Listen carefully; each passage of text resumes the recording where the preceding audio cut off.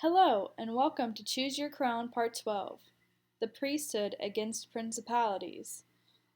As we continue on our journey through creation out of the garden and into eternity. In parts 10 and 11 of this series, the antediluvian world and the hidden history of the Nephilim and the birth of unclean spirits was explored. The fallen ones that left their habitation in heaven to have unauthorized procreation with women were thoroughly punished, and the unclean spirits of their giant Nephilim children were left as wandering spirits on the earth to torment mankind. The very original fallen ones who first sided with Hasatan in the first rebellion in heaven are the wandering stars, also known as the planets that serve as the basis for elemental magic. All magic is wrong because it utilizes all entities and unclean spirits that are associated as being in rebellion to Yahweh, the Most High Creator. For this presentation of the Choose Your Crown series, we will explore the immediate post-flood era, the Gentile nations that came forth from Noah's sons, the continuation of elemental and celestial rebellion to Yahweh, and why Yahweh had to make a promise to Abram to have a destined priesthood that will come out of it all. And so far through this series, we've been going through the events to world flood timeline in comparative mythology. And we just came out of the antediluvian world, and we are now going to see the immediate post-flood era.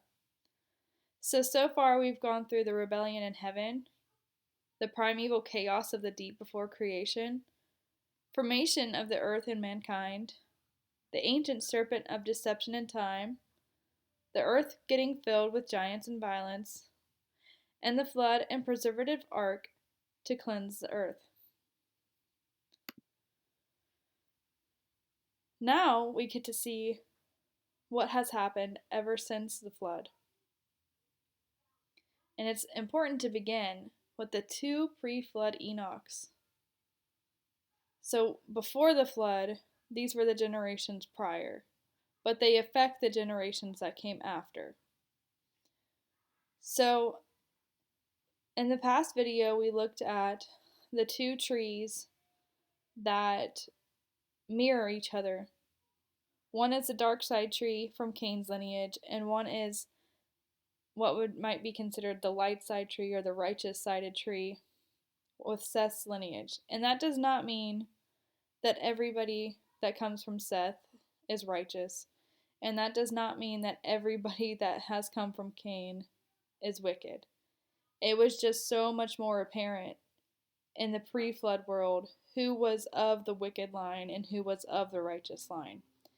In today's world, it might not be so plain and obvious because the generations have come so far and have become so blended. But in the pre-flood world, it was obvious. So we're going to look at the dark side tree first. And this is also kind of where the theory of cloning comes from. Are they dark side clones of the other side? Are they the genetically wicked? Who knows? But we will keep exploring this topic as time goes.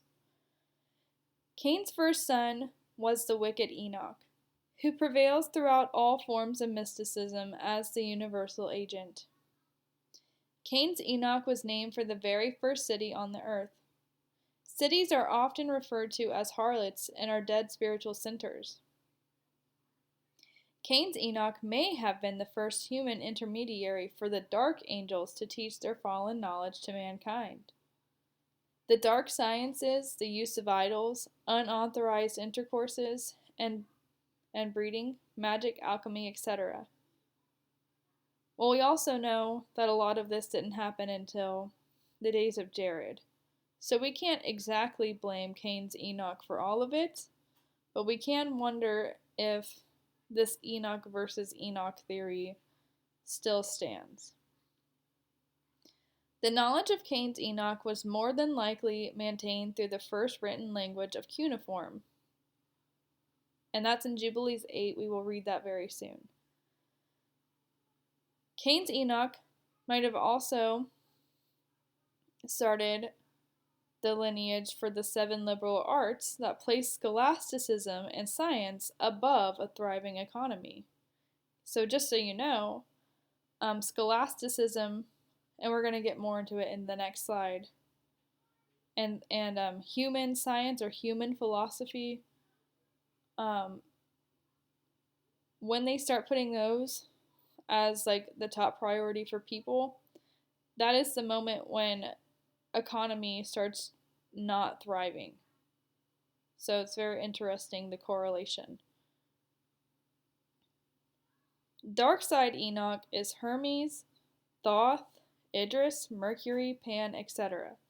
So it's like it is the concept of this weird, unclean, like, knowledge of the universal agent that transcends through the line of the wicked in forms of Hermes, Thoth, Idris, Mercury, Pan, and so on. There's so many different culminations of this person. But on the other side, we have the righteous Enoch, which comes from Seth's lineage. And Seth's Enoch was the 7th generation from Seth. So he was the 7th person, the 7th in their generations. I think actually from Adam. Excuse me. He may have been the 7th from Adam, not from Seth. Yeah, wait. If it went Adam, Seth, Enosh, Canaan, Methuselah, Jared, and then Enoch. Yeah, so starting from Adam, it would be 7. Seth's Enoch was a king and priest of the Most High over the pre-flood world in the order of Melchizedek. And as we said in the previous videos, Melchizedek just means righteous king. Enoch received direct prophetic revelation about the flood to come, judgment of the watchers who caused the need for the flood, the workings of the earth and heavenly luminaries, the generations of the earth to follow, and Messiah, the elect one. So he was given divine prophetic revelation straight from Yahweh and the good watchers. Seth's Enoch was tracked down by the wicked of the earth during his time all the way to what was pre-flood Antarctica, where he was translated to the 3rd heaven. Enoch was the first ever human to write and wrote all that he was shown to his son Methuselah, and the righteous teachings were to be passed down in preparation for Noah and the flood. So the first ever known written language was cuneiform, and I think in the book of Enoch it explains that good side Enoch, his family was the first to ever have written language, but it also did spread over to the other side for them to have written language as well.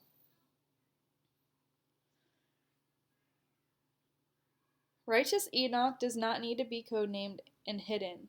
He has always been known as Righteous Enoch.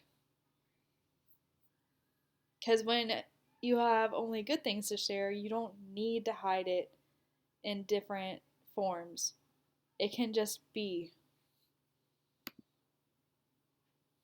So, whose team are you on? We have Wicked Enoch on the left, who's known as Thoth, Idris, Pan, Mercury, and others. And as you can see, he has the 2-snake caduceus, he has the emerald tablets, he has the sign of Venus, which is the crescent moon that comes upward. He's involved with a lot of dark arts, and the origins for scholasticism, or the 7 liberal arts, Logic, in its esoteric meaning, is molding, rhetoric is persuasion, dialect is judgment, arithmetic is conceptualizing numbers, geometry is spatial numbers, music is numbers based music, and cosmology is numbers in space and time. And they use the planets, the wandering stars, to make their star symbols, basically. Kind of like the pentagram. Well, they also really like the seven-sided one. I don't know what it's called. So yeah, I forget the name of it, but they have the five-pointed pentagram, which I talked about in the last video, with the five main wandering planets, but they can also add more points to it, and they really like the one that has 7. And also, because they have numbers based in space and time, they think that they can measure the size of the Earth. And this is also where, over time, they came up with the idea that space exists and that the Earth can be measured and that they can peer into space. And I don't remember who, I think it was Galileo. One of those people, I think it was Galileo, who basically like fantasized the idea of being able to like look out from the firmament and into something that goes infinite. And he noticed how musical and wonderful like the patterns of the stars are, which I'm not saying that they're not. They are supposed to be in a very set and wonderful display of a pattern, but that doesn't mean that we use them for our own power. And it also doesn't mean that they're not set in the firmament and just out there in a ongoing infinite space. And then we have righteous Enoch, who was given a lot of understanding and prophecy for the wonderful things of Yahweh. He was shown that the earth and space basically work as a perfect timepiece, and that only Yahweh can measure the earth, and that man never will be able to. And only Yahweh knows the times of future events. And space is considered finite and contained in the firmament. We don't know exactly how it's contained in the firmament, because once again, that's for him to know only, not for us. But it is finite and contained. It doesn't go on and on and on forever. And we're not a planet floating around in space. We're not another wandering star. Earth was a creation and is a creation for the rest of creation to dwell, and only Yahweh can measure it. And then there are the luminaries that are for signs and seasons only, not for magic, not for power. So whose side are you on? That's a tough one for a lot of people. Yeah, and a lot of people will say, well, maybe I'm in the middle because there's no way the earth is contained with a firmament above it, and there's no way we can't measure it. And most people believe in space, so what's wrong with believing in space? Well, I don't know. That's for you to take your time to figure out whose team you're on. So yeah, and I'm not even trying to be harsh. Sometimes it takes a lot of time and study and observation and understanding to even be able to choose a team. But that's also why I'm taking the time to do these videos in a very thorough manner where things are lined out. So whoever does come upon them can start to make these decisions and make these separations. And I'm not saying it only has to come from me. There's so many other ways and people to talk to and resources to find. And yes, the Bible to go to make these decisions in an individual manner. It doesn't have to be from me, it doesn't have to be from some other authority. It's possible for Yahweh to show this to anyone, if only they want it to be shown to them. Right, First Enoch chapter 92. And this is one of the prophecies that was given to good Enoch, righteous Enoch. After this, Enoch began to speak from a book. And Enoch said, concerning the children of righteousness, concerning the elect of the world, and concerning the plant of righteousness and integrity, concerning these things will I speak, and these things will I explain to you, my children. I, who am Enoch, in consequence of that which has been shown to me, from my heavenly vision and from the voice of the holy angels have I acquired knowledge, and from the tablet of heaven have I acquired understanding.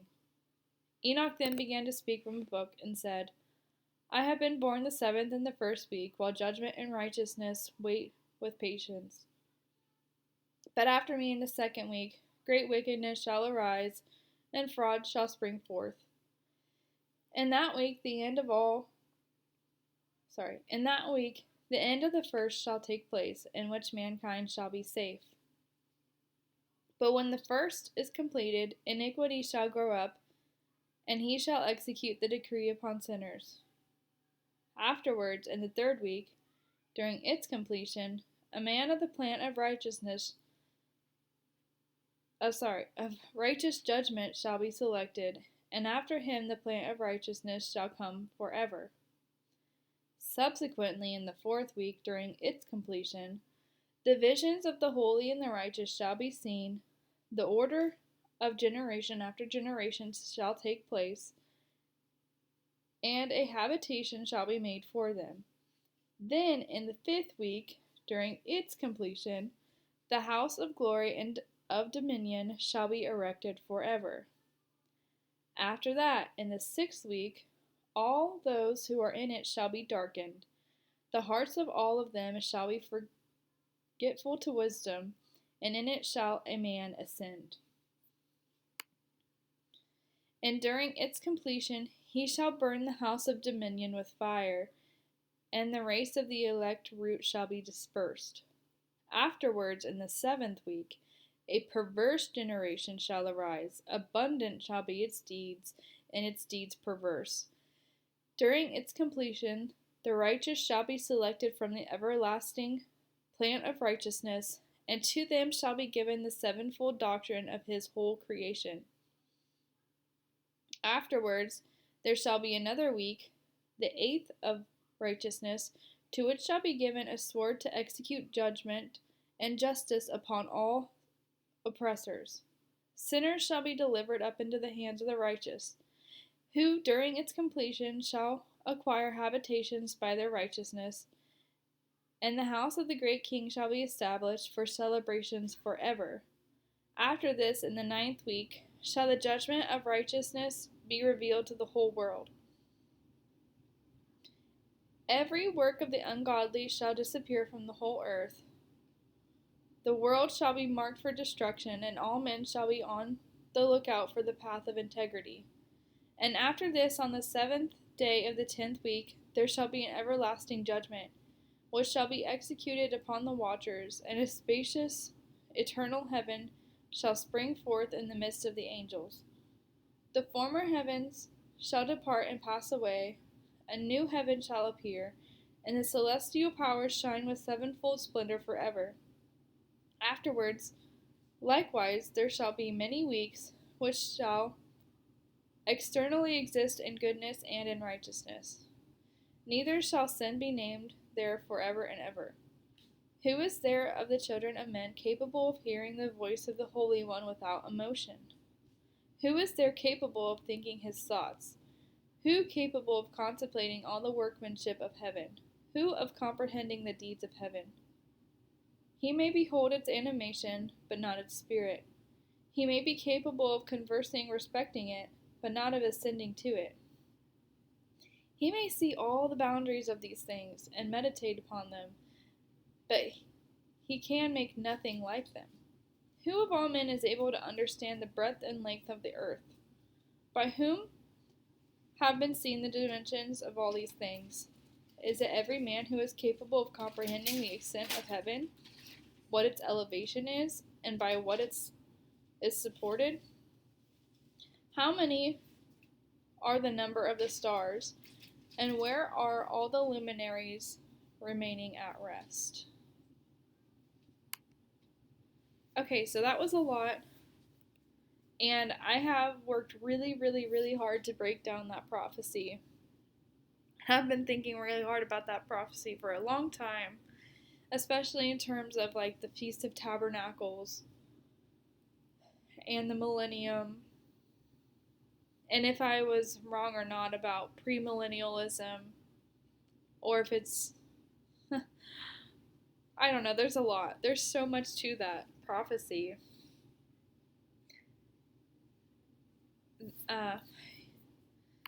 Actually, let's go back just a second. Okay, so let me look through these a little bit here before I go to the timeline I made, because I'm still trying to figure it out 100%. Okay, so let me kind of go through now that I read it. In the 7th week, like I said, so Enoch was the 7th in the first generation. But remember, back then the generations were longer because people lived longer. So that was my first clue for how timing worked. It was based on the length of people's lifespans in generations. And then in the 2nd week, that was when he was describing the fallen angels springing forth fraud. And then he explains, and that week at the end of the first shall take place. So that's Noah. Noah at the end of the first was able to save a very small amount of people and the animals on the ark. The decree was made upon sinners, and then a man of the plan of righteous judgment shall be selected. So I'm pretty sure that is Jesse or David. And after him, the plant of righteousness shall come forever. So David's seed was Messiah, Yahusha. Subsequently, in the 4th week, you had the vision. So that's the prophets. So then we have the prophets. And the habitation made for them was the temple at that time. And then the house of glory and dominion erected forever was Yahusha's body. And then in the 6th week, that is Nero, because he burnt. That's Titus and Nero. Titus burnt down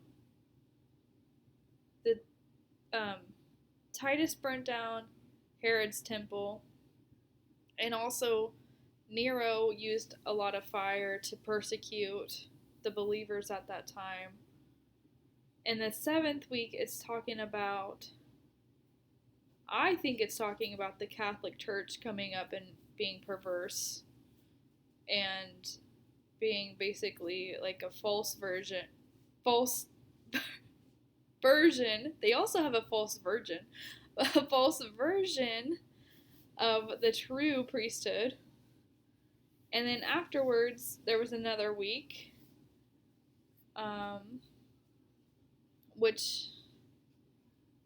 there shall be another week, that of righteousness. So I think this has to do with the millennium. the righteous, the time of righteousness, where we the righteous are able to execute judgment upon their oppressors, and then we acquire our habitations. And remember, he said, "My Father's house has many rooms, and I'm preparing them for you." And then we'll establish his celebrations forever. That has to be talking about the millennial reign. And in the 9th week, judgment will be revealed to the whole world. So there will be a time when the kingdom is established here and the celebrations of the feasts and stuff, and we'll acquire our habitations, but even still, it won't be revealed to the whole world yet. That's the millennium right there in that verse 14. And then 15 is when everything of the ungodly disappears and they're marked for destruction. So I think that's their final judgment. And then will come the everlasting judgment, like the white throne judgment, and all the angels and all of that will be executed, the ones that were in rebellion. And then the former heaven shall depart and pass away, right? Just like Revelation says. That will depart and pass away, and the new will appear. And this will be eternity, where sin will be gone forever. It will be gone, finally. It'll finally be all the way gone. And then it goes on to ask, who is capable of understanding this? Who can measure the earth? Who can know where the stars are and where they rest and all that? Beautiful. I mean, I love this chapter. It's an amazing prophecy. So I try to make somewhat of a timeline for this. And I still think I have the millennium a little bit messed up. Because I'm still trying to work out how the millennium works. But I've talked about it before in my past videos, but that's when I used to think Yahusha would return for it, but now I'm thinking it's more his presence is for it, and then he returns at the very end for judgment on the wicked. So I don't know. There's different ways of working it all out. Not sure exactly how it all works out. But definitely that verse 14 is speaking of the millennium. Before the final heavens and perfect earth to come. Okay, so now let's look at this possible timeline. Okay, so what I did was I went from year nothing, so like creation, into the first 1,000 years, and in the Enoch chapter 92 prophecy, that would be the 7 generations in the first week. So that'd be Adam and Eve all the way to Enoch. And in this first generation of 1,000 years, righteousness and wickedness were both lineages, kind of like light and dark running alongside each other. The Nephilim came in and corrupted the genomes and made giants. And then we have, it's basically Genesis 1 through 6 scenarios. And then next, we have years 1,000 to 2,500. So the second set of 1,000 years ish. We have the deluge and the law for sinners. So that would be all the way from Noah to Moses. Because Moses had the law for sinners. That was the book of the law, not the book. The book of the covenant is for the righteous. The book of the law was for sinners with the sacrificial system. The final days of antediluvian were right before Noah, and so was the Nephilim judgment because Enoch um, told them about their judgment. And then Noah was during the deluge, so the flood was also called the deluge. And then after Noah, Yahweh shortened the human lifespan because he didn't want to contend with his spirit with people any longer than that. So he shortened their lifespans. And then this is everywhere from Genesis 6 to Exodus. So Noah, Joseph, days of Egypt, all through there. And then next we have even shorter lifespan. So we have the shortest of the generations, and we have the root selected, which would be Jesse or David, however you want to look at that, towards the end. And so these are the days that went for all the way from Joshua to Jesse to David. The days of the kings would be that section. Oh, also, I lined up the ruling constellation of each time period going on here.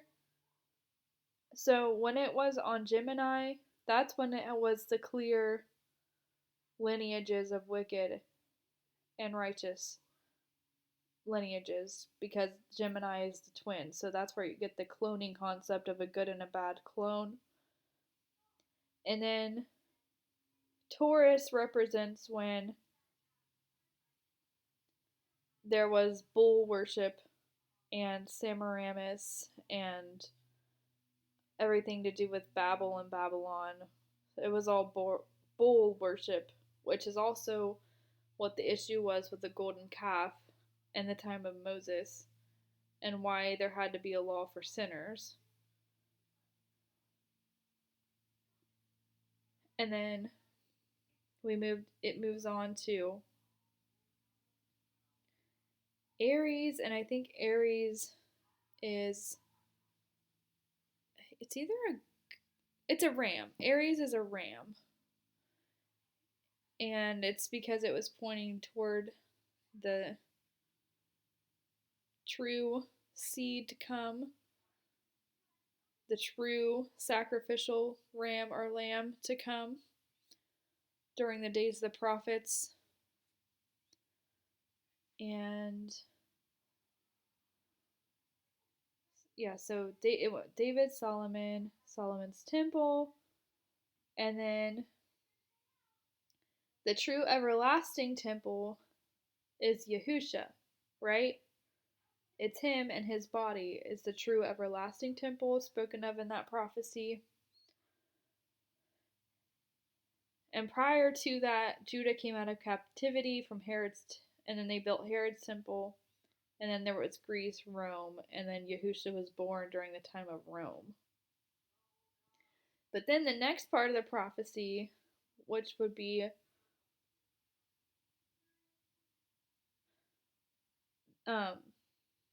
the Common Era, finally, the first 1,500 years. The first 500 years of the Common Era.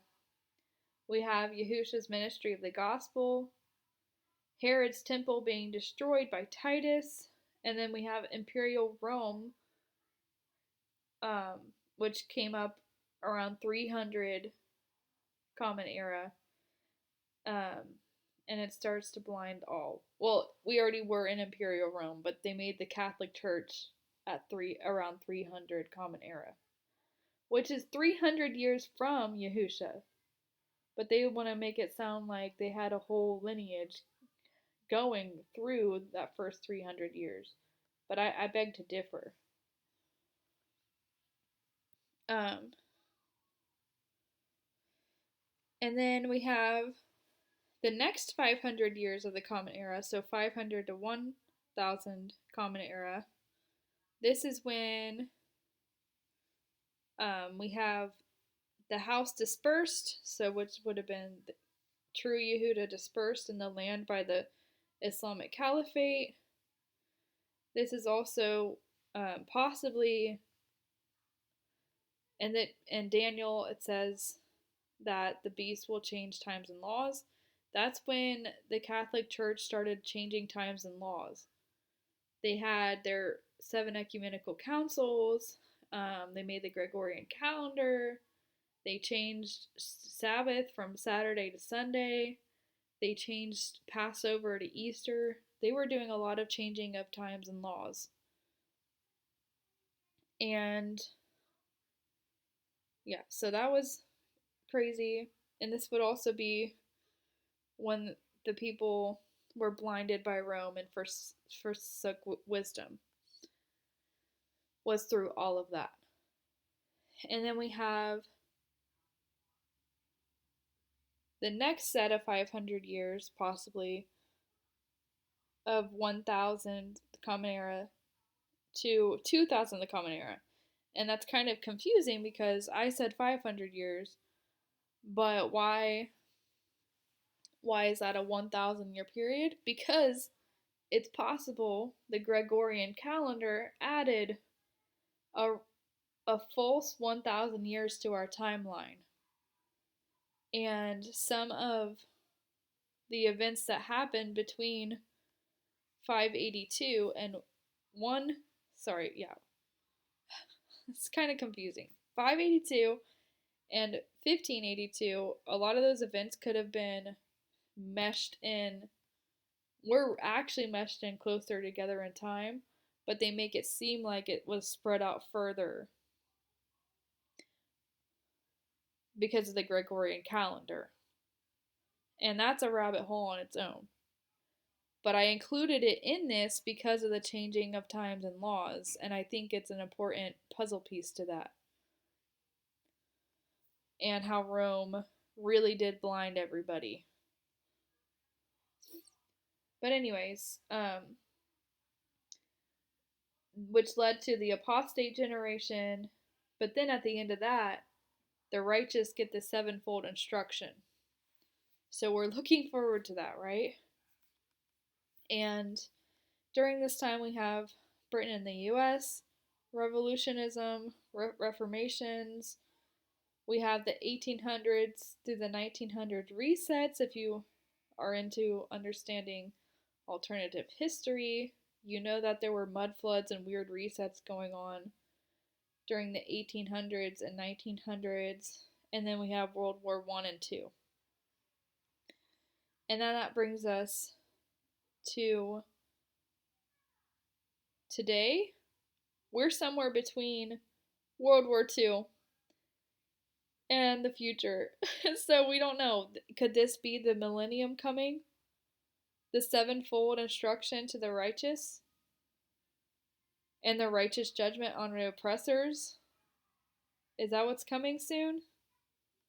I think so. I think we're about ready. Now, we also might have iron and clay not cleaving. I think we're seeing that. Meaning the wheat and the tares. So people just showing that they're not this jiving together anymore. The Gog and Magog war, which could very well have to do with Russia and China. And the beast devouring the whore, which would be right versus left paradigm, right? Which would be those who think that they're more right leaning, tearing apart the left, even though they're the same beast, right? And tribulation. That's probably very right around the corner for us. And this is also the age of Aquarius. The age of Aquarius is when the beast reigns, and they're looking forward to that. But it's also the dawn of the Melchizedek millennium. So we're looking forward to it. We're supposed to be happy when Babylon falls, but we're also supposed to not take the mark of the beast and conquer, right? And then after that, we had the final judgment, the new heavens and earth, and then possibly Armageddon after the millennial reign on earth. Yahusha officially returns for his bride because that's what Armageddon is supposed to be. Them wanting to take a final shot at him coming to return. It'll be like a celestial war. And then the white throne judgment, and then everything made new for eternity. So yeah, that's a crazy prophetic timeline, but you guys, I'm pretty sure it's something like this. Even if that sounds crazy, I think it's something like this. As close as I can know. I don't know the future, but I think this is pretty close. And then also going along with how the different stars work when it comes to the eras. If you look to the left of the screen, where it has the line, the dividing line, we have Aquarius. And this is the ruling constellation right now that just began. And if you look to the right side, we just came out of Pisces along that line. Or we're in the middle of coming out of Pisces and going to Aquarius. And if you want to understand how the stars work on a firmament model, all you do, it's actually really simple. It's way less confusing than how they teach us in school with the globe model. Hang on, I need a sip of water. Okay, so all you do is you find the center of the earth, which is the North Pole. You find the North Star, and you just line them up and pop it over like an umbrella. That's it. You just put it over everything like a big spinning dome of stars. And the North Star's in the center. And there is no South Pole star. It doesn't exist. That's why, because there's not a South Pole. Okay, so now we're going to move on to the Table of Nations. Genesis 10. Now these are the generations of the sons of Noah, Sem, Ham, Japheth, and sons were born to them after the flood. This is also the Septuagint version, which is my favorite translation for Genesis 10. The sons of Japheth, Gomer and Magog, and Madai, and Javan and Elisa, and Thobal, and Mosuk, and Tyrus, and the sons of Gomer, Ashkenaz. Oh, he's a son of Japheth? And Rippeth, and Thorgama, and the sons of Javan, Eliza, and Tarses, Setians, Rhodians. From these were the islands of the Gentiles divided in their land, each according to his tongue in their tribes and in their nations. And then we have the Hamites, and the sons of Ham, or Cam, Cush, Mizraim, Phud, and Canaan, and the sons of Cush, Saba, Avila, and Sabata, Regma, and Sabathaka. And the sons of Regma, Seba, and Dedan, and Cush begot Nimrod, that's Nimrod, who begot to be a giant upon the earth. The Nimrod was a giant, and he was a giant hunter. He was a giant hunter before Yahweh Elohim. Therefore they say, as Nimrod the giant hunter before Yahweh. And the beginning of his kingdom was Babylon. Oh, so Nimrod was the founder of Babylon? Yes, he was.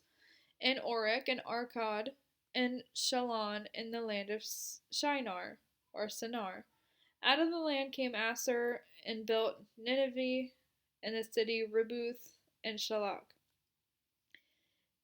And days between Nineveh and Shalach, this is the great city. And Mizraim begot the Ludim and the Nephtalim and the Anemitim and the Labim and the Patrasanim and the Shazmanim. Whence came forth Philistines, so the Philistines came from them, and the Gatharim. And Canaan begot Sidon his firstborn, and the Shittite, and the Jebusite, and the Amorite, and the Girgashite, and the Ivite, and the Arukakite, and the Assanite, and the Aradian, and the Samarian, and the Amathite.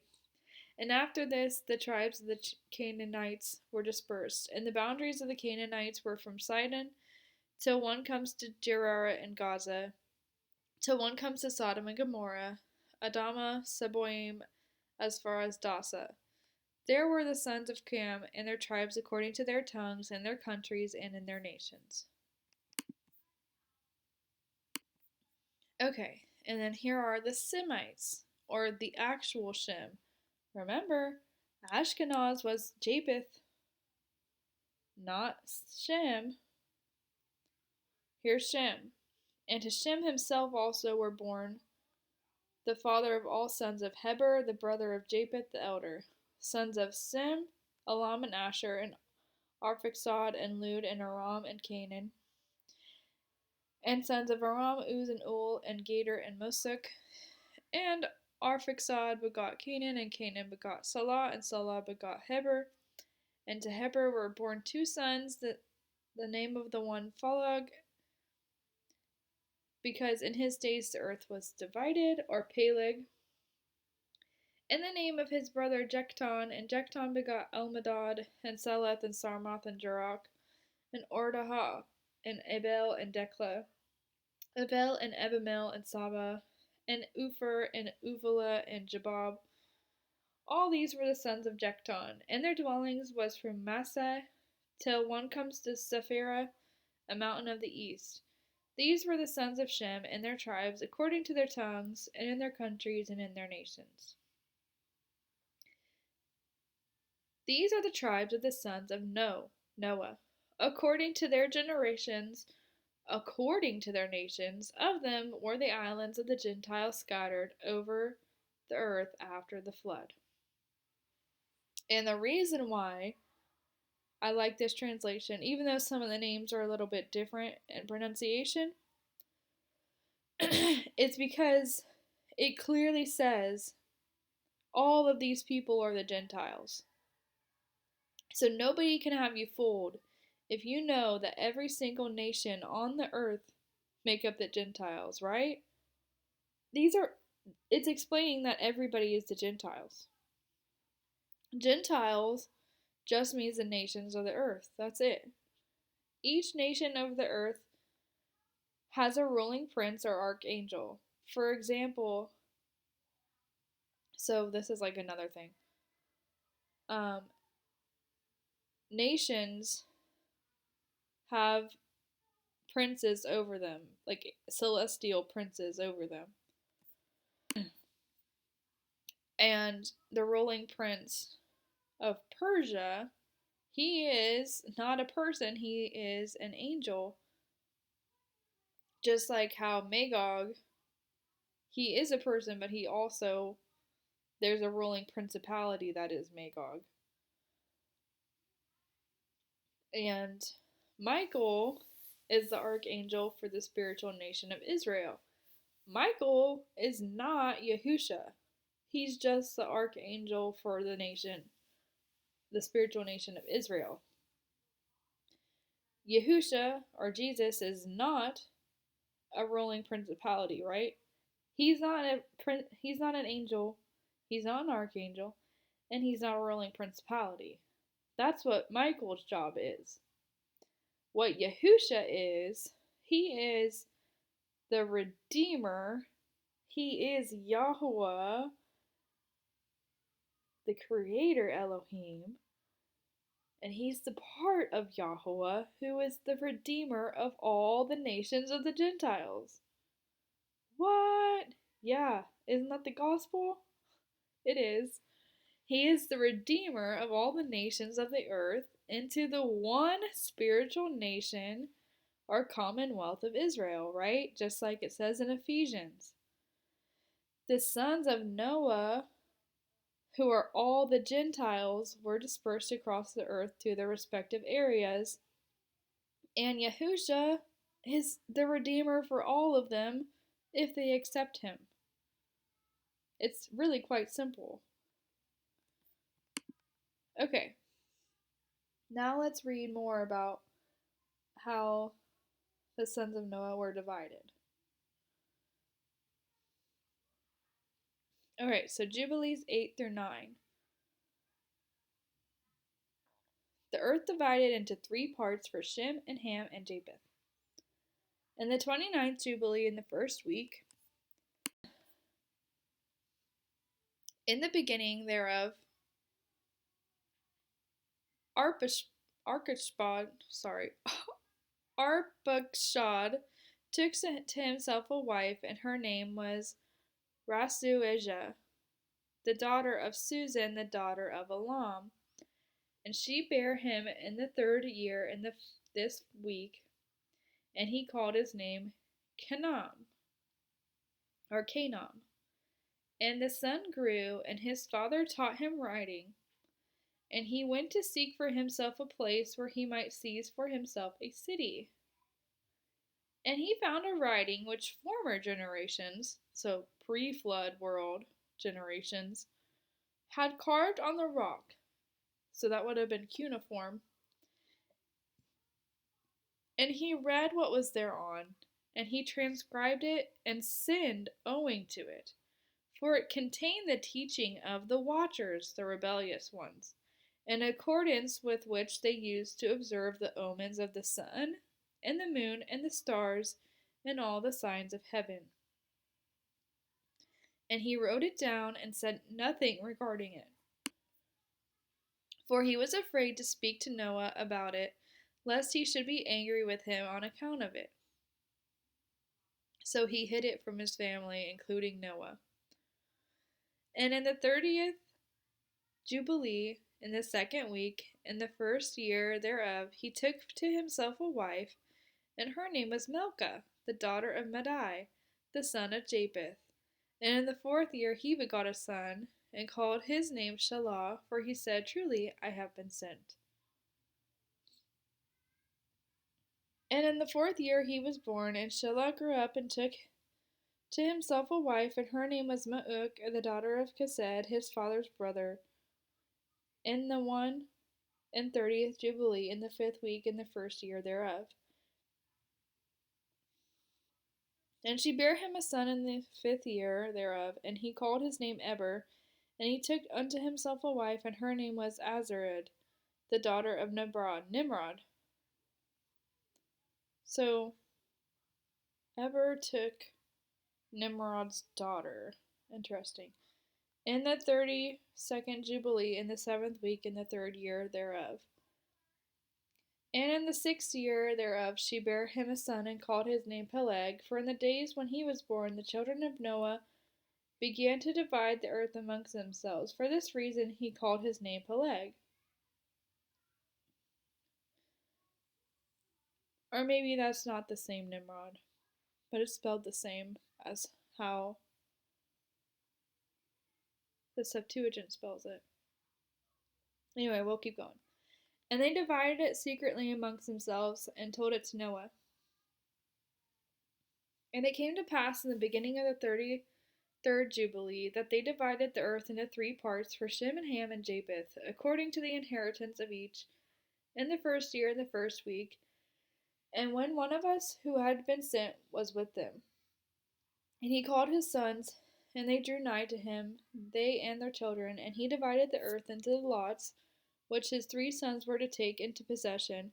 And they reached forth their hands, and took the writing out of the bosom of Noah their father. And there came forth on the writing as Shem's lot the middle of the earth, which he should take as an inheritance for himself, and for his sons, and for the generations of eternity.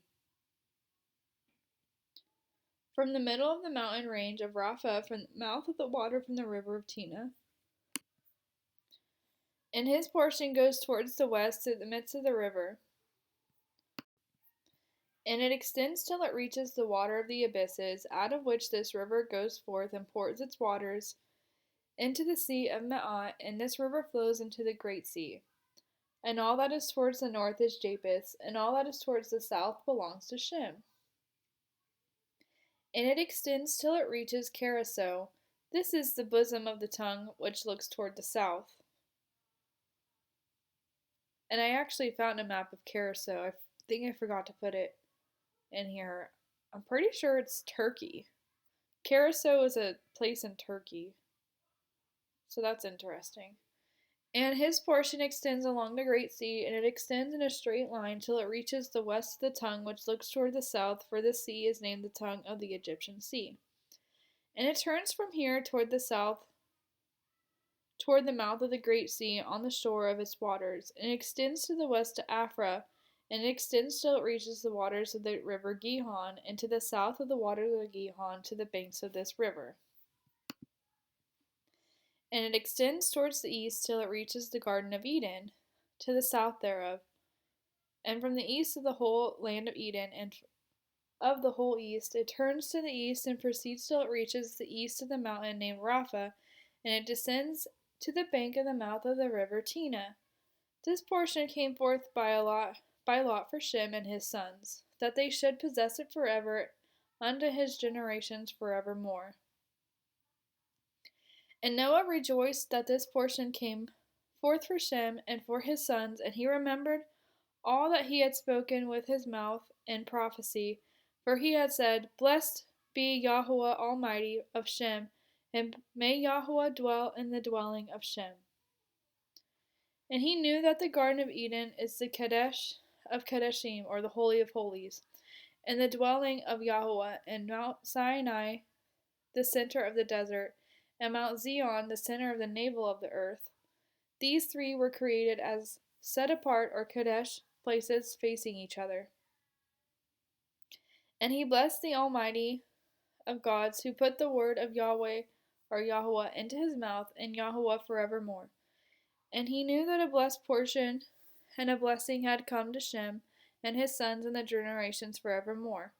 The whole land of Eden, and the whole land of the Red Sea, and the whole land of the east and India, and on the Red Sea and the mountains thereof, and all the land of Bashan, and all the land of Lebanon, and the islands of Cuphtor, and all the mountains of Sinir and Ammana, and the mountains of Asher in the north, and all the lands of Elam, Asher, and Babel, and Susan, and Maadah, and all the mountains of Ararat, and all the region beyond the sea, which is beyond the mountains of Asher towards the north, a blessed and spacious land, and all that is in it is very good. And for Ham came forth the second portion, beyond the Gihon towards the south to the right of the garden, and it extends toward the south, and it extends to the mountains of fire, also known as volcanoes, and it extends toward the west the sea of Atel, and it extends toward the west till it reaches the sea of Ma'uk, that sea into which everything which is not destroyed descends. And it goes forth toward the north to the limits of Gideor, and it goes forth to the coast of the waters of the sea, to the waters of the great sea, till it draws near to the river Gihon, and goes along the river Gihon till it reaches the right of the Garden of Eden. And this is the land which came forth for him as the portion which he was to occupy forever, for himself and his sons unto their generations forever. And for Japheth came forth the third portion beyond the river Tina, to the north of the outflow of its waters, and it extends northeasterly to the whole region of Gog, and to the country east thereof. And it extends northerly to the north, and it extends to the mountains of Kelt towards the north, and towards the sea of Mauk, and it goes forth to the sea of Gadir, as far as the reign of the waters of the sea. And it extends until it approaches the west of Farah, and it returns towards Apharag, and it extends easterly to the waters of the sea of Ma'at. And it extends to the region of the river Tina in a northeasterly direction, until it approaches the boundary of its waters toward the mountain Rapha, and it turns towards the north. This is the land which came forth for Japheth and his sons as the portion of his inheritance, which he should possess for himself and his sons, for their generations forever, 5 great islands, and a great land in the north. But it is cold, and the land of Ham is hot, and the land of Shem is neither hot nor cold, but it is a blended cold and heat. Alright, so that was a lot, but it's important to read through all of that and know who these people were, where they were, and all of that. And it's so important to understand this even for today's history because it plays a huge role in today's history. And I know a lot of people want to take those scriptures or non-scriptures or non-canonical verses from Jubilees and stuff and say these places are like in different locations and whatnot, but I am trying to keep it in an easy to understand way. So, if you do want to think of Ham's land being somewhere else, and Shem's land being somewhere else, and Japheth's land being somewhere else, you can go ahead and do that. I'm not saying you're wrong. I'm just saying I need things to stay making sense right now for the rest of the lessons to tie in a orderly way. So Ham, he's on the bottom here. He got the hot. So that would be Cush in Egypt. That's north. Sorry, he would have gotten North Africa. But then his people could have went south over time too. And also, we know that the earth wasn't even divided until Peleg's day, right? So it's possible because you see how like the continents can go together like puzzle pieces. Well, it's either it divided from being Pangea during the flood, or it divided from being Pangea during Peleg's day. It's hard to know what that means for sure, but we know that it did used to be Pangea. So we could say Ham got anywhere along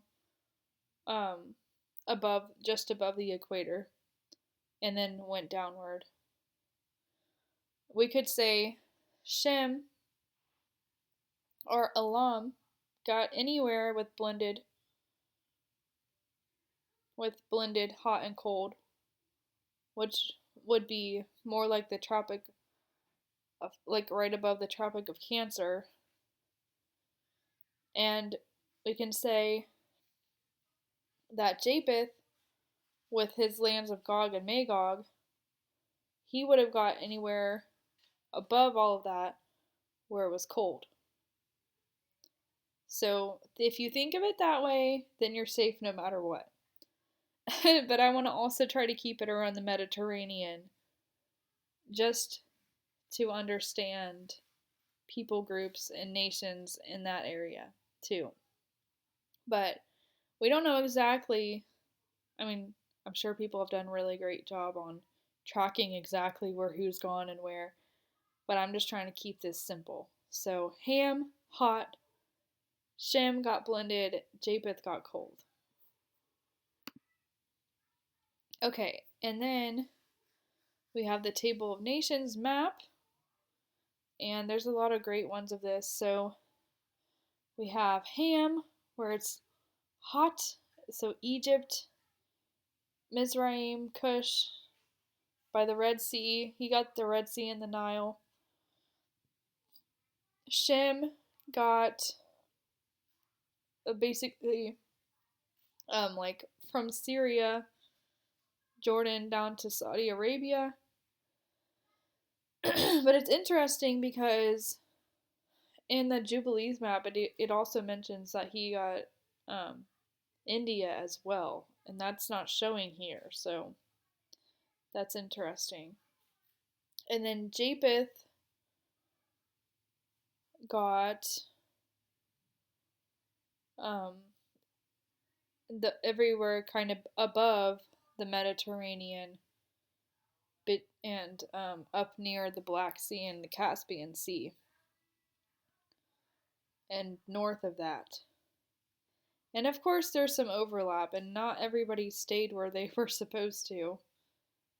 But overall, that's kind of how it was first worked out. Okay, so these are the clans of Noah's sons according to their lines of descent within their nations. From these, the nations spread out over the earth after the flood. And they are all the Gentiles. Please know that. Every single one of these people are the Gentiles. Okay. And we have some lineages. We have Noah. He had Japheth, Ham, and Shem. And Ham had Cush, who had Nimrod, and so forth. And we also have Shem, who had Arphaxad, who had a bunch of other children, and so on and so forth. And Japheth had his children, Gomer, Magog, Javan, and Gomer had Ashkenaz, and so on and so forth.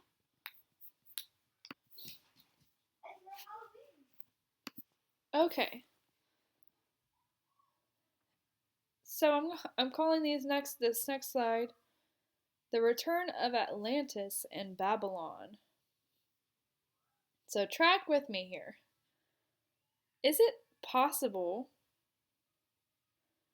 that the lost city of Atlantis and the lost countries of Tartaria were of the pre-flood world, and Yahweh sank them along with everything else? Well, Tartaria may have even been afterward, but related to Atlantis. We'll get to that. Could it be that the dark fallen angel knowledge and sorceries of the pre-flood world were brought back post-flood? And I know there's a lot of people who don't want to believe that, and they'll say, well, did Yahweh fail? No, he didn't fail. And that's also where you get the Sethite theory and stuff, that the giants were only humans and whatnot, but I beg to differ. I really do. But no, he didn't. What? Baby? Alright, sorry about that. There was a big boom and my daughter dropped a bunch of containers of Legos, but everything's fine. There was only one! Okay. Where was I? Okay, so Sethite theory, I don't believe that. I believe they were really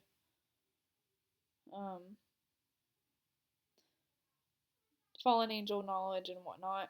Anyways, in Jubilees 8, a grandson of Elam, like we read before, found a stone with the teachings of the Watchers on it, the fallen Watchers, and hid the translation of it from Noah.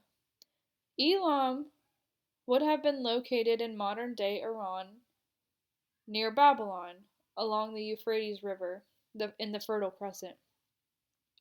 This may be correlated to the very esoteric occult Emerald Tablet, or all of the Hermetica, which is a cryptic Hermetic text highly regarded by those who practice alchemy. The Emerald Tablet is said to have been written by the Egyptian Thoth, who was also Hermes Trismegistus, and the roots of the cryptic writings go back to Hellenized Babylonian astrology. The Emerald Tablet has information regarding conjuring spirits, making statues speak, talismans, the practice of alchemy, and more. So, if you go to the Wikipedia for this, the Emerald Tablet, also known as the Smaragdine Tablet or the Tabula Smaragdina, because it was translated in Latin and Arabic, is a compact and cryptic Hermetic text. It was highly regarded by Islamic and European alchemists as the foundation of their art. Though attributed to the legendary Hellenistic figure Hermes Trismegistus, the text of the Emerald Tablet first appears in a number of early medieval Arabic sources, the oldest of which dates to the late 8th or early ninth century. It was translated into Latin several times in the 12th and 13th centuries by, we'll get there, but it was translated by Catholic priests. Isn't that wonderful? Numerous interpretations and commentaries followed. Medieval and early modern alchemists associated the Emerald tablet with the creation of the Philosopher's Stone and the artificial production of gold.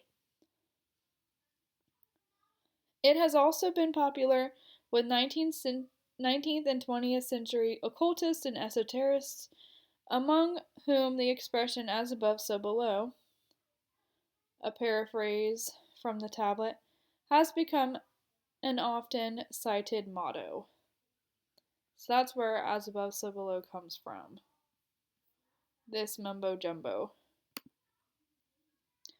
Okay, so that the tablet that Canum, I think his name was, he found it, and he was an Elam, and the Tower of Babel in Shinar was near Elam, where that kid found that and hid it from Noah. And I'm asking, could that hidden wicked knowledge have been used for building the Tower of Babel? We will look more at the Tower of Babel and Nimrod in the next part of this series, so for now, let's go through the possible history of magic.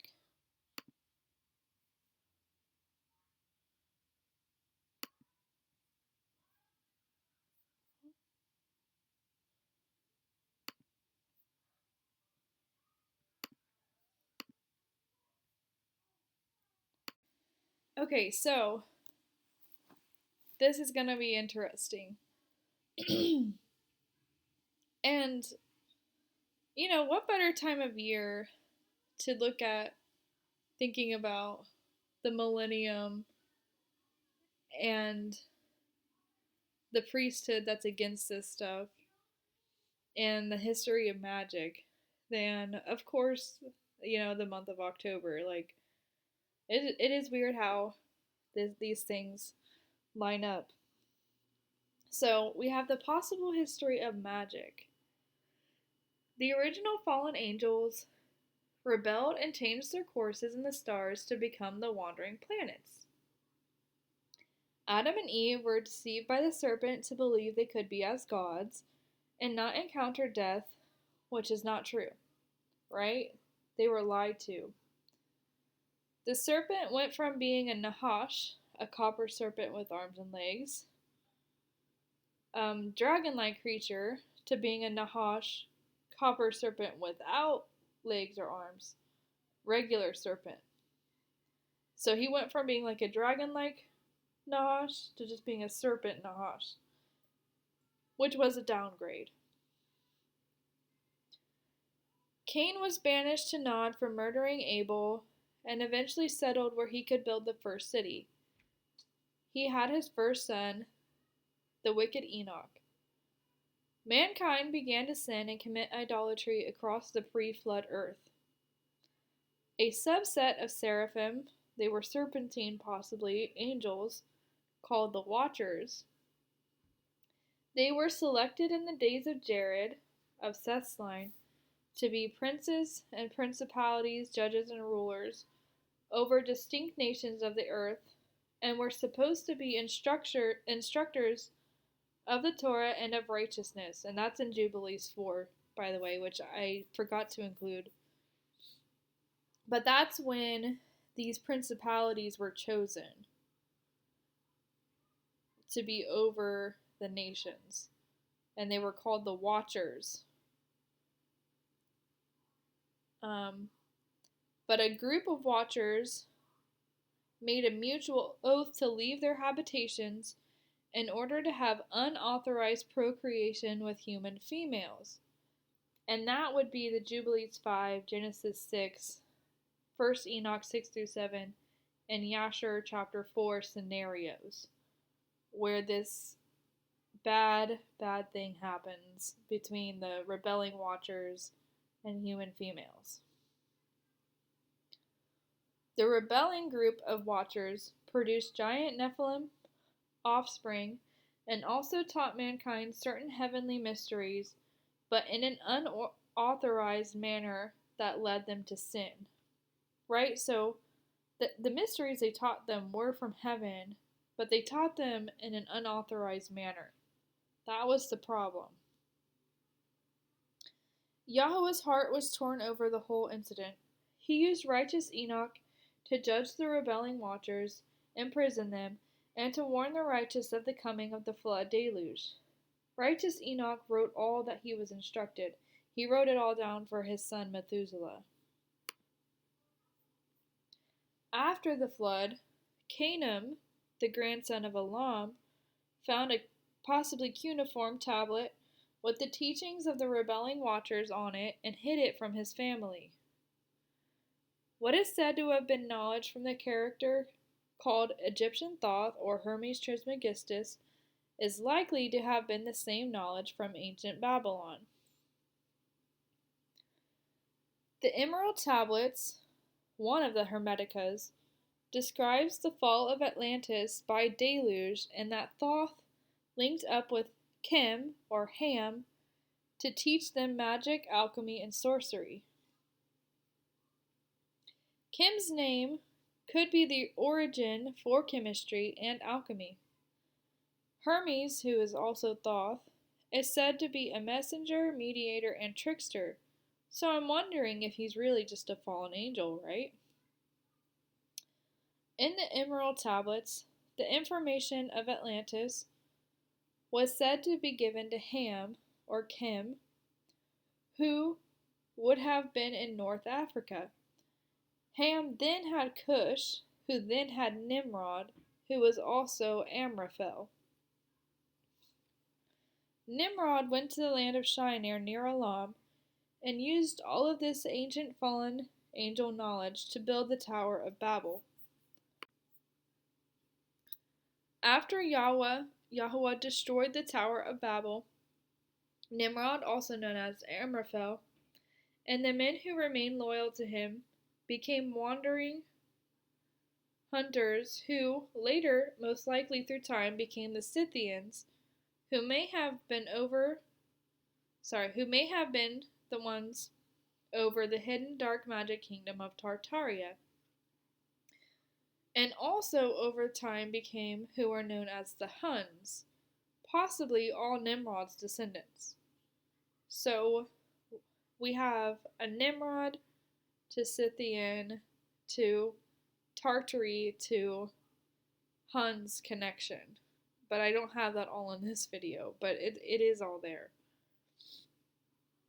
Esau hated Nimrod, and likewise, Nimrod had a jealousy of Esau, and Nimrod lurked in the woods to spy on Esau.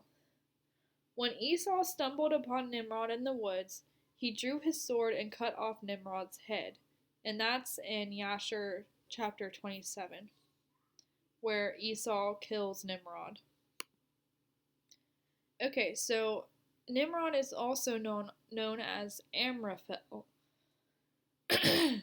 So I thought that I hit a dead end on finding information on Nimrod until I saw that he was also named Amraphel. And then when you look up Amraphel, you get more connections. So in the Hebrew Bible, Amraphel was the king of Shinar in the book of Genesis chapter 14. So he also was, he was the king of Shinar, and that Babel was in Shinar. And he's the one who invaded Canaan along with the other kings under Chedorlaomer of Elam, which was near there. Okay, so that was the battle in Genesis 14. Okay.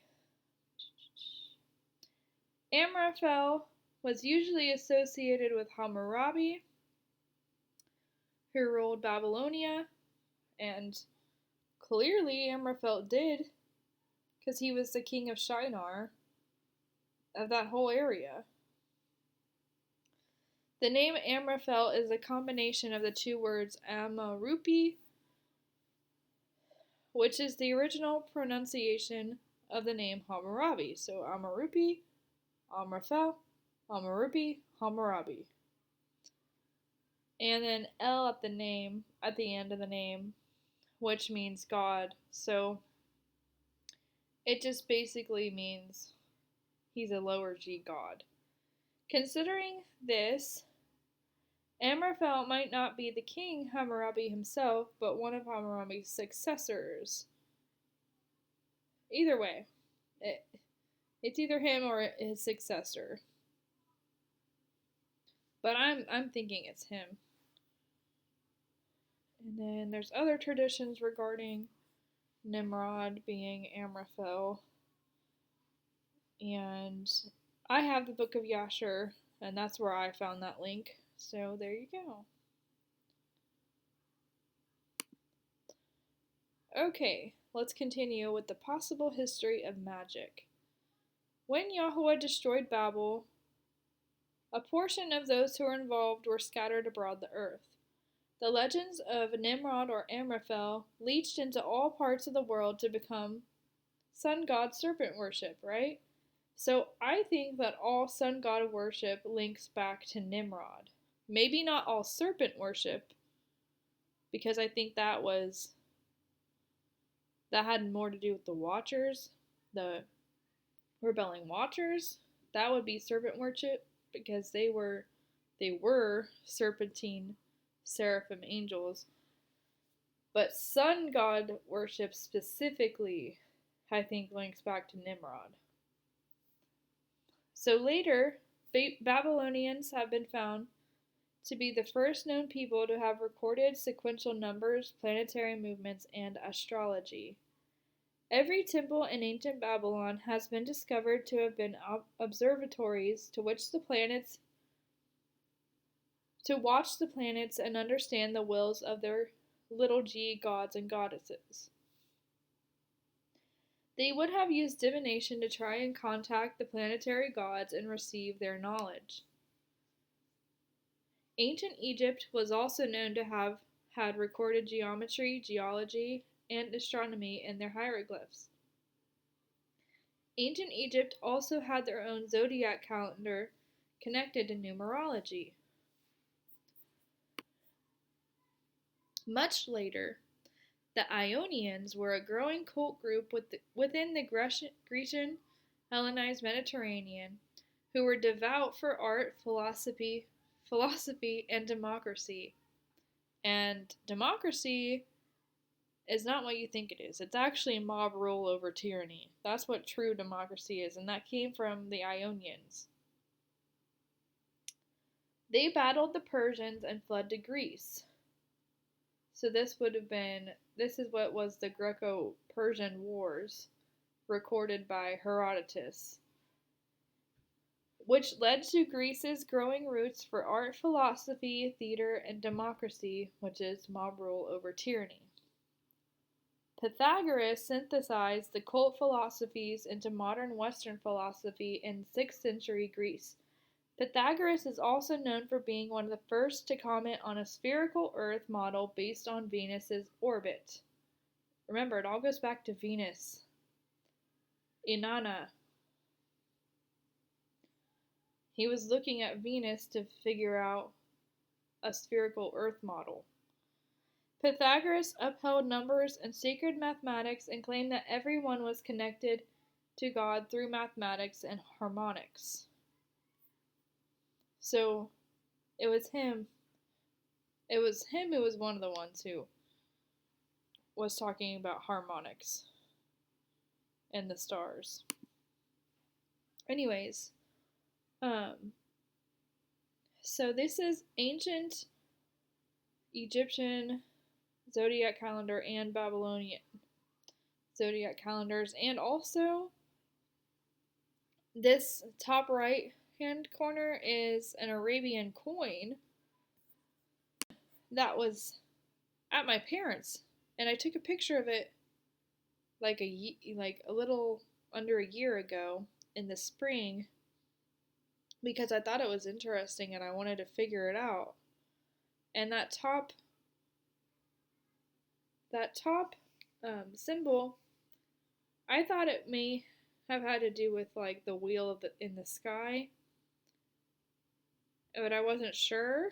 But it turns out that that is the center of the ancient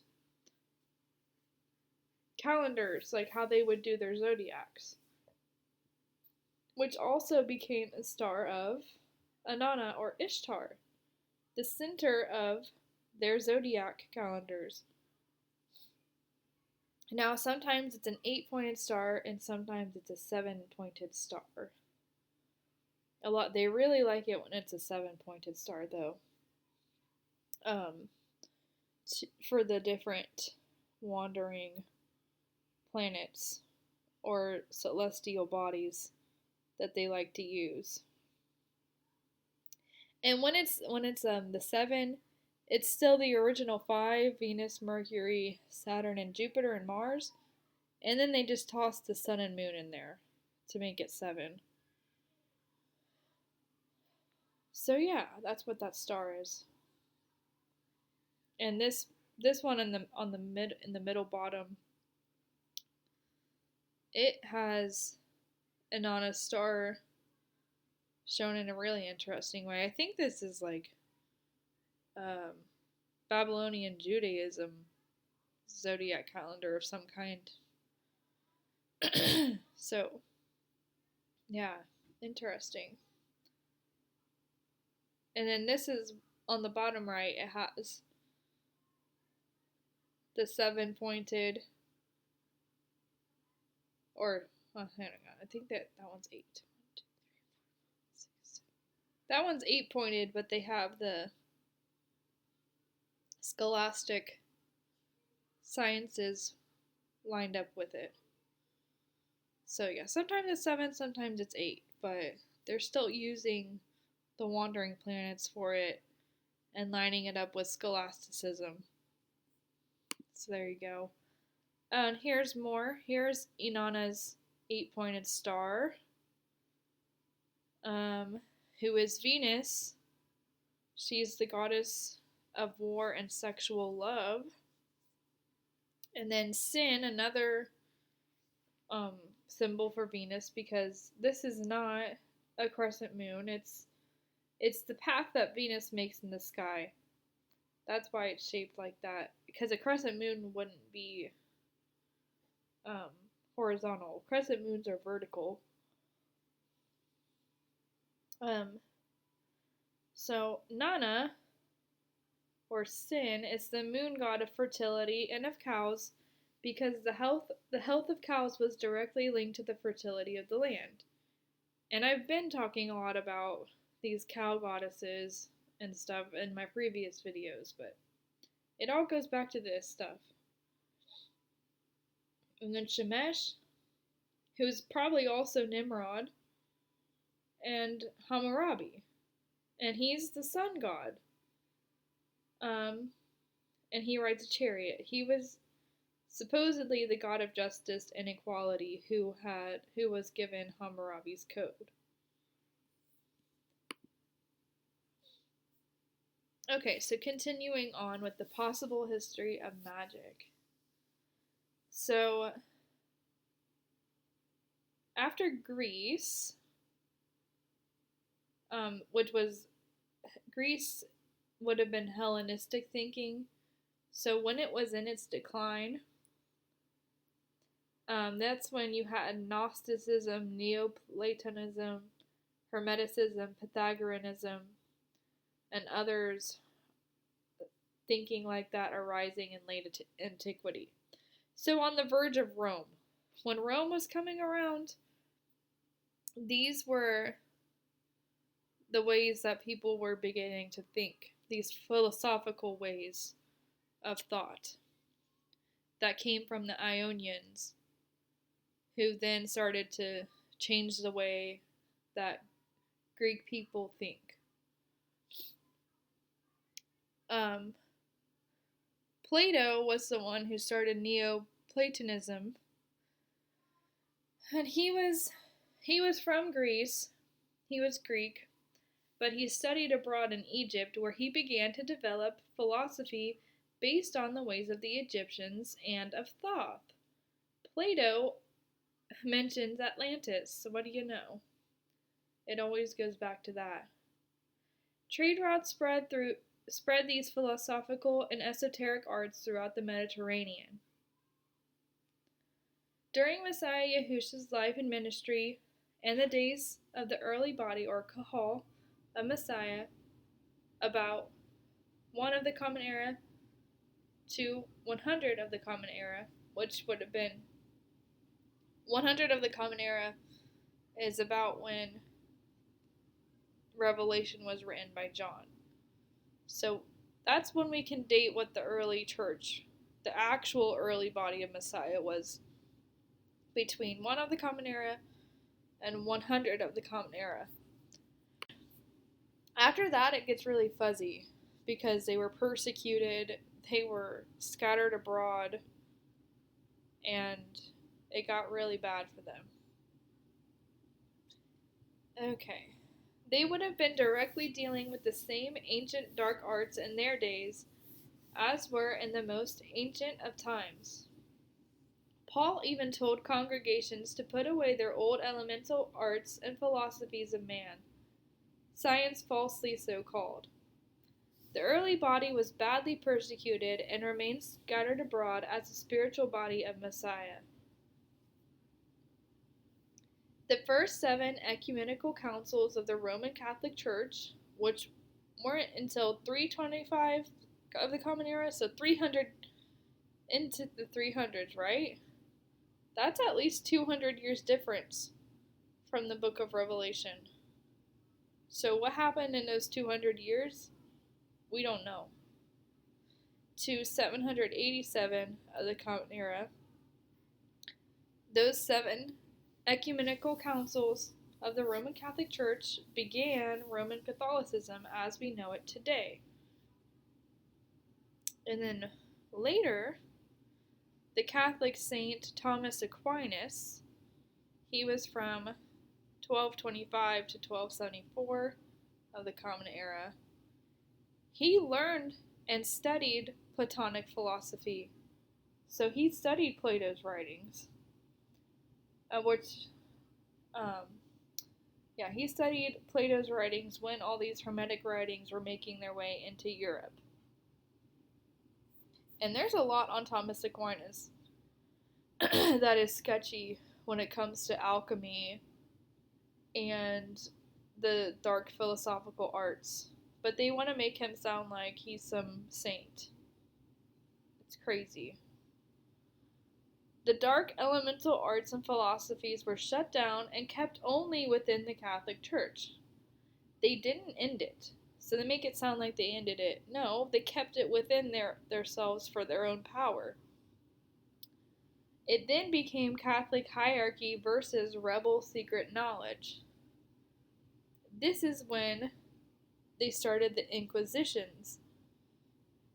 Beginning in the 12th century, so around the time of Thomas Aquinas, to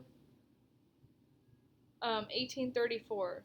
The Inquisitions lasted about 600 years, if the timeline's correct. We don't know if it is or not. That's a long time. They were just slaughtering people and killing people and persecuting people. 600 years, at least, or possibly, of killing people who they called heretics. But the problem wasn't that the people were heretics. It's that the Catholic Church, were, what's the word?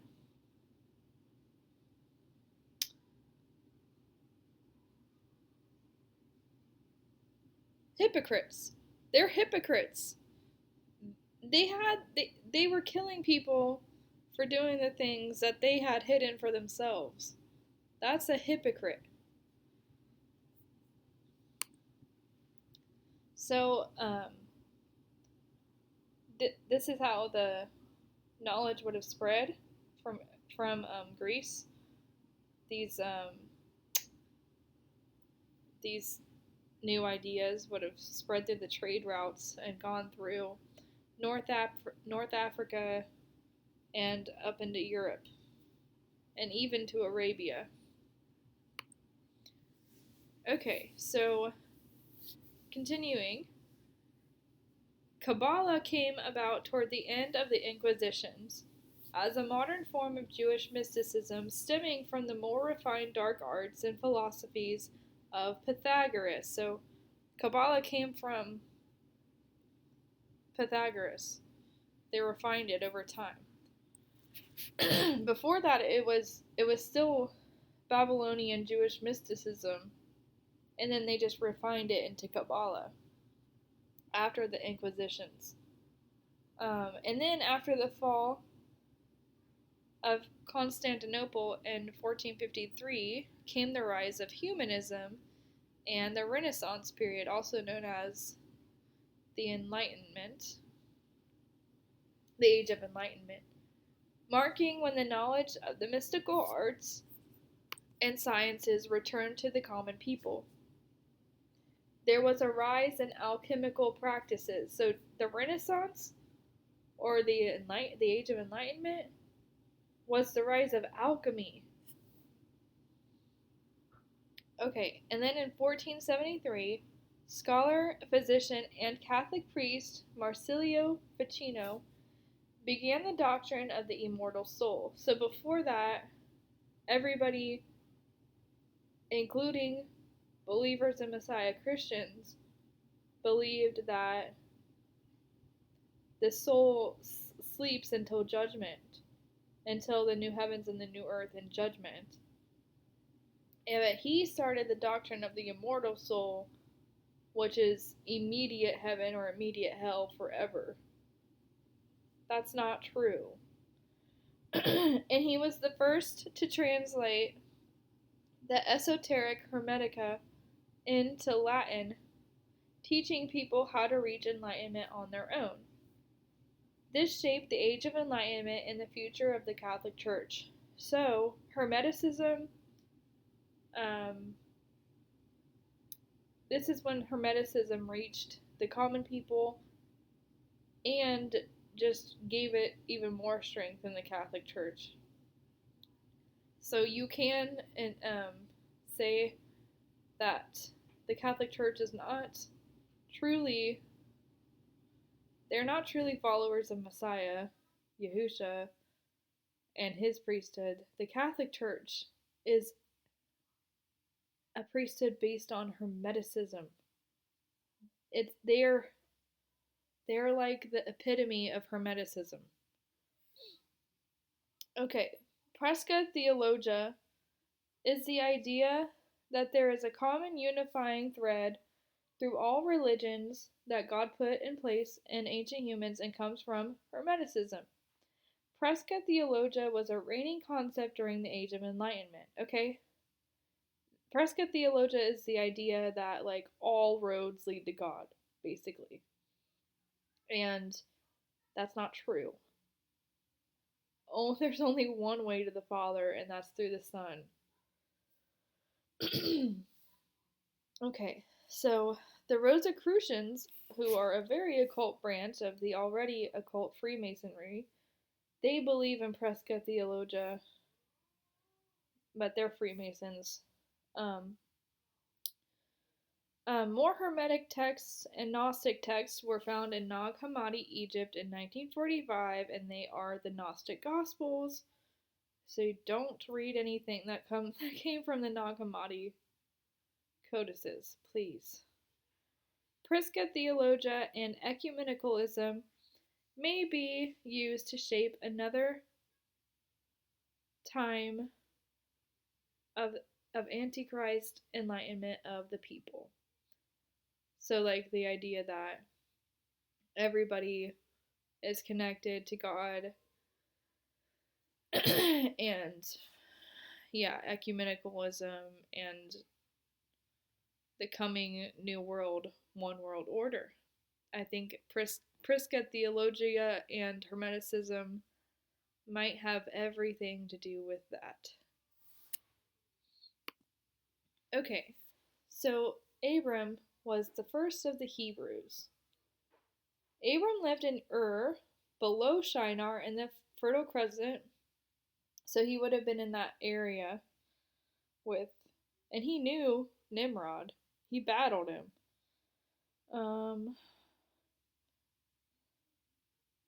Okay, in the Fertile Crescent, where much of these ancient Atlantean Babylonian practices were happening, Abram began to understand the errors of mankind and that Yahweh is the only creator and deserves our undefiled worship.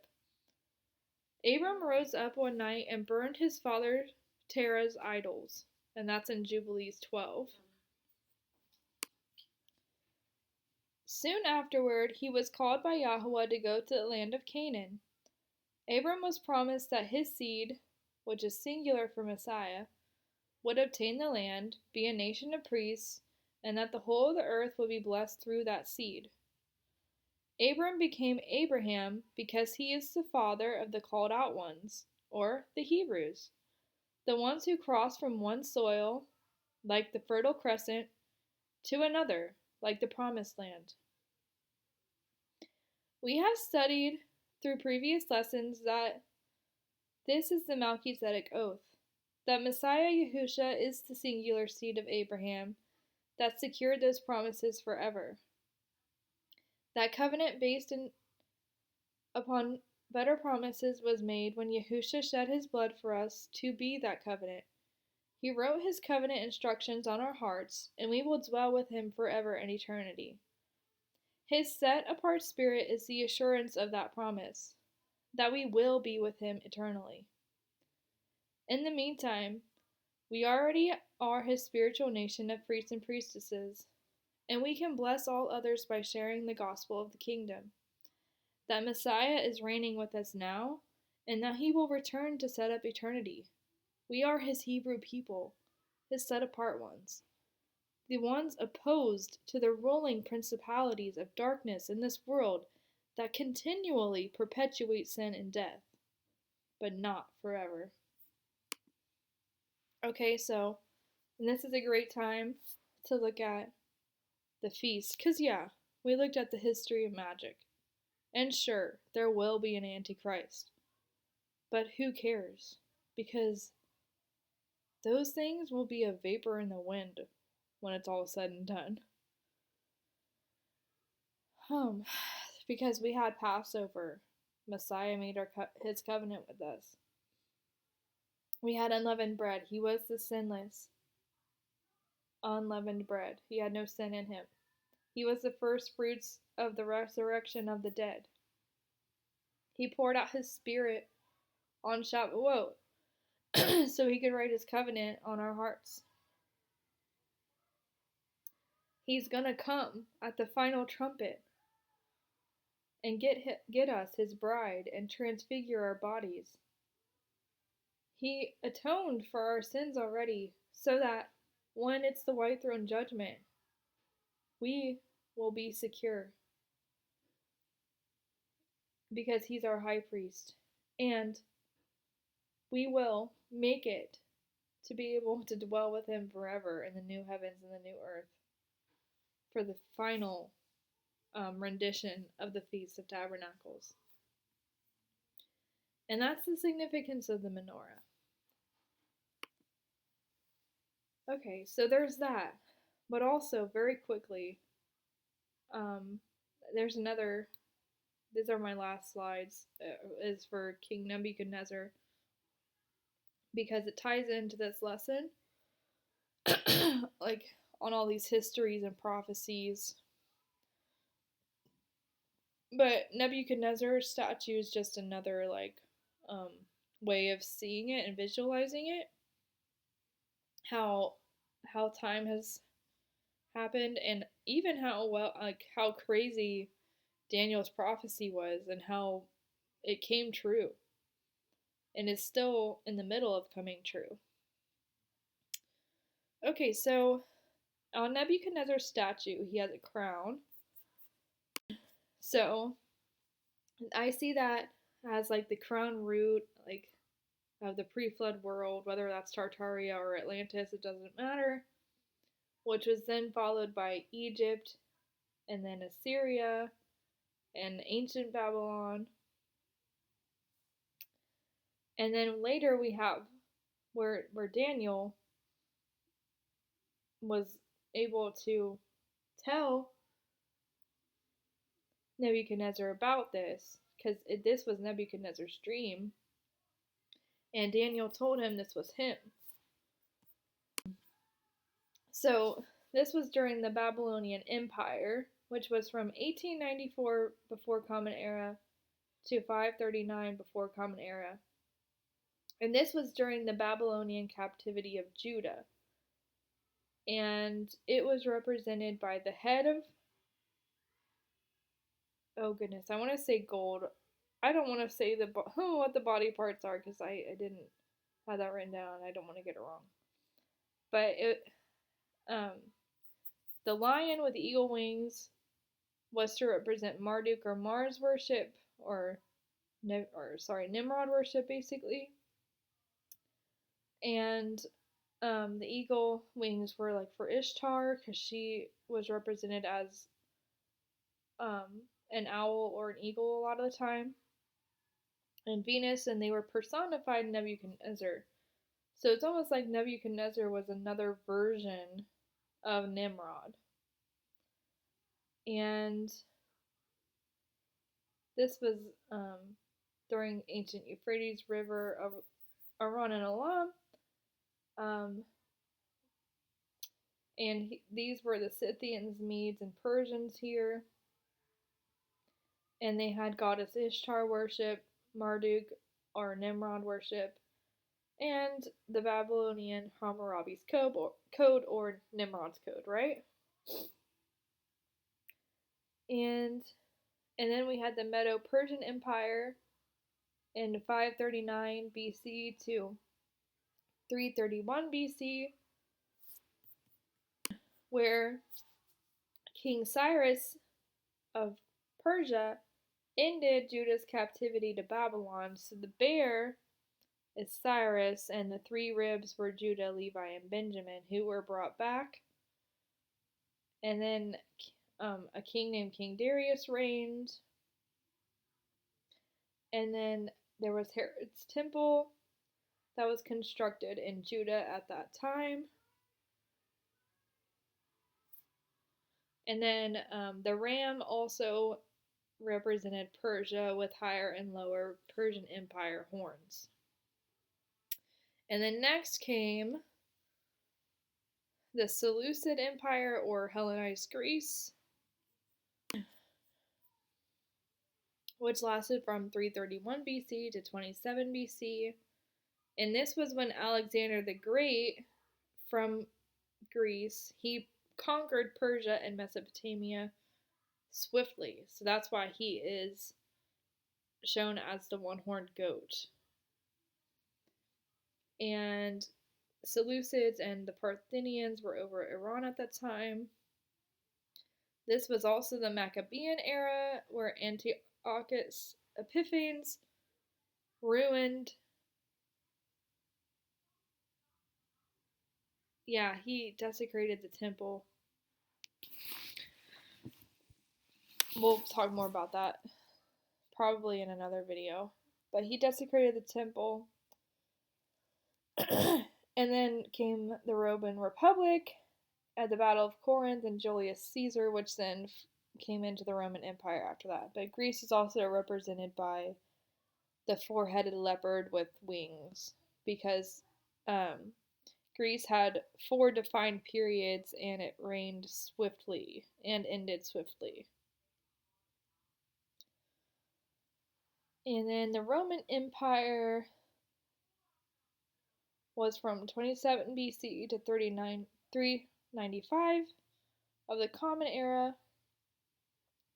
And in early Rome, that was when we had the life of Messiah and the ministry of the gospel of the New Covenant, and that started going across the whole Roman Empire. And then shortly after that, in 70 CE of the Common Era, that's when Herod's temple was destroyed by Titus. And then Judea later became Syria Palestine in about 210 CE. And then Nero rose up and started persecuting New Covenant believers. And then we had Imperial Rome, the emperors over Lower Europe, Asia Minor, and North Africa. And then the Roman Catholic Great Church Fathers came about maybe around 300 to 600 of the Common Era, and they had their first ecumenical councils. And then later, the legs. Oh, and also Rome is the beast. Yep, it's the dragon that comes out of many waters because the Mediterranean had so many different peoples, and peoples are waters. Okay, so we have the two legs on the statue was the Great Schism, the break off between Western Europe and the Mediterranean, and then Eastern Europe, the Caucasus, and the Middle East. So on the Western Europe leg, we have it that lasted from about 395 CE to 1600. I mean, it still continues to this day, but these are just the dates I have here, which was from the Anglican Church to the Middle Ages, the Great Schism, the Renaissance, the Protestant Reformation, which happened out of the Renaissance because they were like, yo, what is this? And then the Gregorian calendar. And then on the Eastern Europe, the Eastern leg, we have Eastern Europe, the Caucasus, the Middle East. And this is what happened between 395 of the Common Era to 1923 of the Common Era. We had the Byzantine Empire, the Islamic Caliphate, Constantinople falling and becoming Istanbul. In Turkey, we have the Ottoman Empire. We had the Persian-Russian wars over the Caucasus. And then we also had the Balfour Declaration in 1917 that displaced the Palestinians. Okay, and then we're going to look further down the leg here.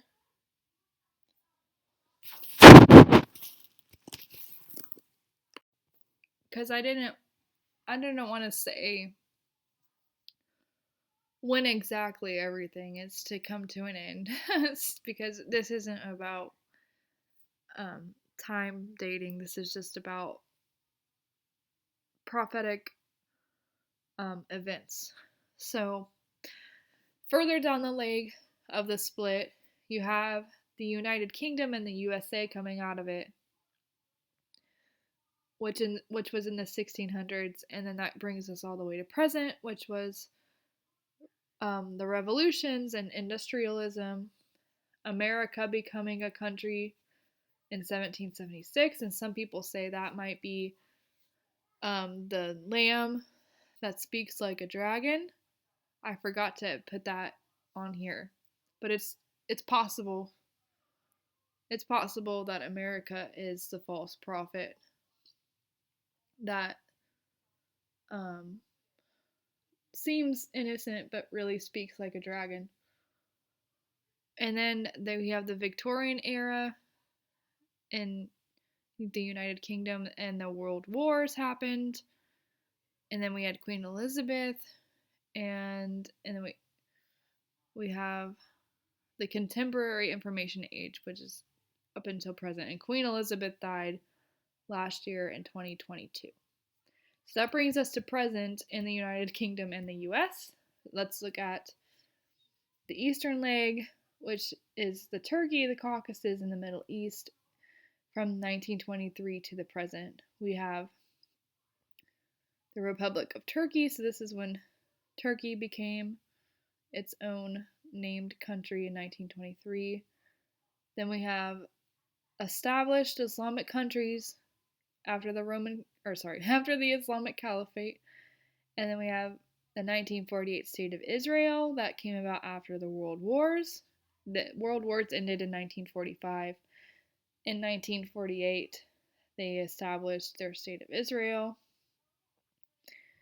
after the Balfour Declaration kicked out the Palestinians who were in the land prior to. And then Persia was officially named Iran in 1979. Iran is in favor with Russia over Ukraine, and Turkey and Iran are in favor over Palestine.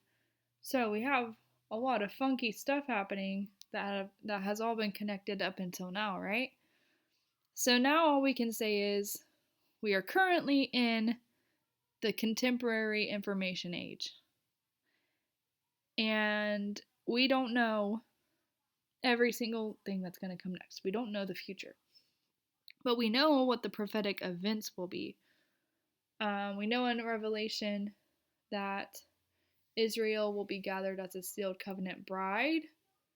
And we already had that sign in this stars, by the way, of the virgin with the moon under her feet. So I think he gave that sign in 2017 already. We have the beast devouring mystery Babylon. So what I'm thinking is Rome might rise up again in power or something like that, or Hermeticism or something related to all that, and it might devour what appears to be the whore, which might be the 1948 State of Israel. Who knows? I'm not sure. I have a lot of differing ideas on what the beast devouring mystery Babylon might be. I also think it might be the right, like the so-called conservative right coming up and devouring the so-called left. We'll see. And then we have the beast warring with the covenant bride. And then we have the mingling of iron and clay, but not cleaving, which is the wheat and the tares. But we also know that the beast has 10 ruling powers, so to be the 10 toes in Daniel. And then 7 ruling powers after that, because 3 get destroyed by the 1. And then the 1 ruling power, which would be the Antichrist, rises up over all that makes itself as gods and claims to be as God. And we'll get to that in the coming videos, because I think that might have to do with the coming alien deception and some other stuff related to alchemy. Just hold on to your seats, because this stuff is coming. The beast is a man with a number, mark, name, and image, and a false prophet with false signs and wonders, which also might have to do with alien deception or asteroids or something crazy. Whoever is not sealed in covenant gets sealed by the beast and won't repent for judgment, tribulation, or Jacob's trouble. And then later, because we don't know if we'll have like a millennium reign between that or not, during like being bookmarked between Jacob's trouble and the return of Messiah, possibly. I would like to think so. And then we have Messiah's return, which is the Lamb finishes opening up all the seals, and Hasatan gathers the last people for Armageddon. And then Messiah returns at the final trumpet for his transfigured risen bride and destroys the last of his enemies. And then Hasatan and death are swallowed up forever. And then we had the white throne judgment and the new heavens and the new earth for eternity. So that's a lot. That's a lot of prophecy right there, but yeah, it's a lot to take in. I think this is a longer video of mine, but thank you for listening. And thank you for viewing. Thank you for taking your time to hear what I have to say on these things and for studying it out with me. And if you have any comments, questions, concerns, um, just leave them in the comments section. Give this video a like. If you don't like it, at least give me a comment explaining why, or email me, if you loved it. I want to keep the conversation flowing. So, anyways, thank you, and I'll catch you in the next one.